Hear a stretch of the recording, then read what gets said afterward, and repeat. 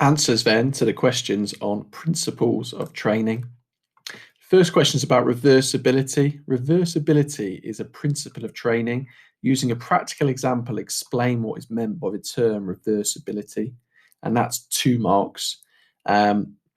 So for the first mark, we need to explain what reversibility is. And then for the second mark, we need to give an example.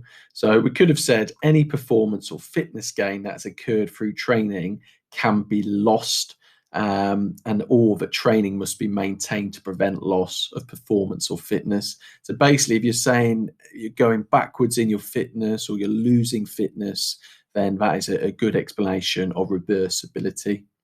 Second mark, we need to give a practical example. So we could say, for example, that a performer, it's good if you always name a sport in these examples. So for example, a netball player may become ill and have 2 weeks off training, in which time they lose their cardiovascular fitness.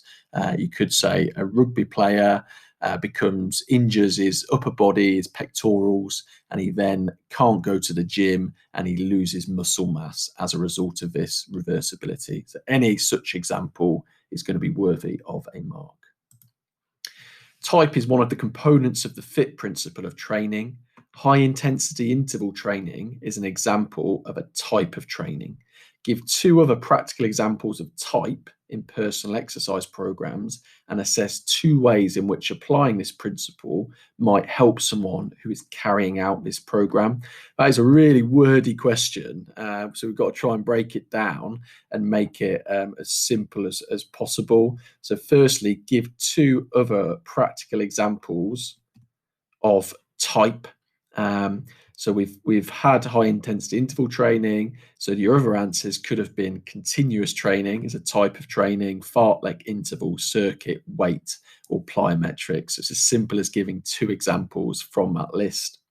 Second part of the question, assess 2 ways in which applying this principle might help someone who is carrying out this program. So it's basically asking us, we're not looking for advantages of these types of training.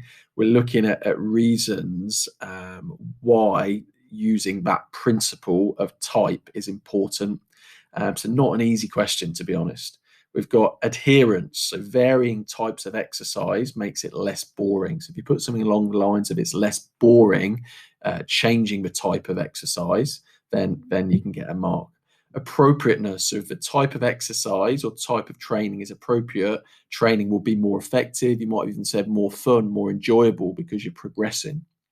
Avoiding injury. So reducing risk of injury by doing a range of exercises instead of repeating the same ones, or avoiding injury because you're doing the right type of training all of the time. So for example, a long distance runner, if they were to suddenly decide to throw in a heavy weight session within their training program, they could easily become injured because they're not used to doing heavy weights. They're used to doing continuous training. So the type of training can help you avoid injury.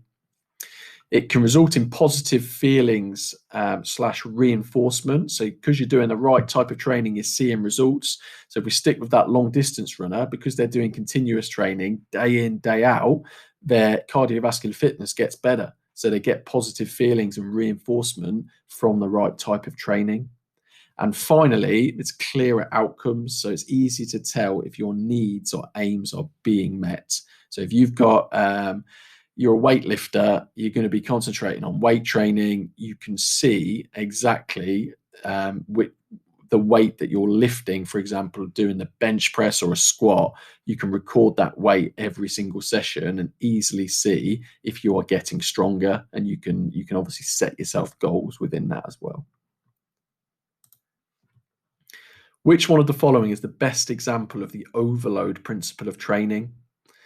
So we've got 4 options. The answer is going to be D, a basketball player who works harder than normal during a training session. So overload is all about pushing that intensity a little bit higher, a little bit higher, a little bit higher. So if a basketball player is working a little bit harder one session, then the overload principle is occurring. But the other 3 do not link to overload.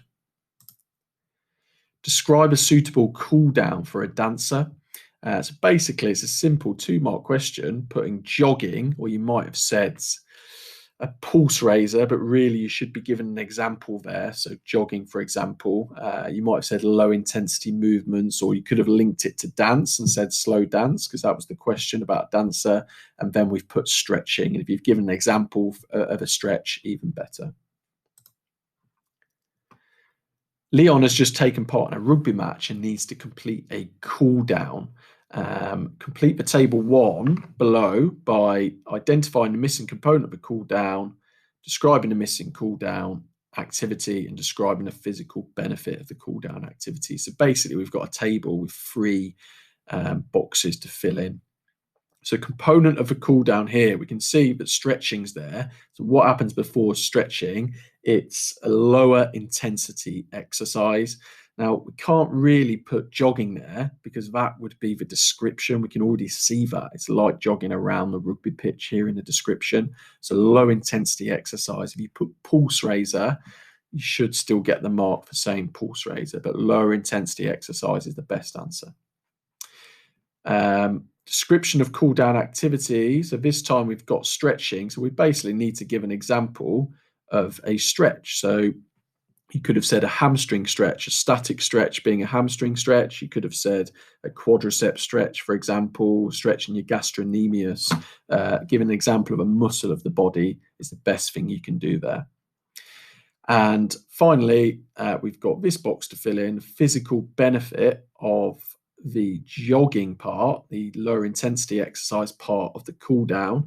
And that is that it's gradually lowering your heart rate.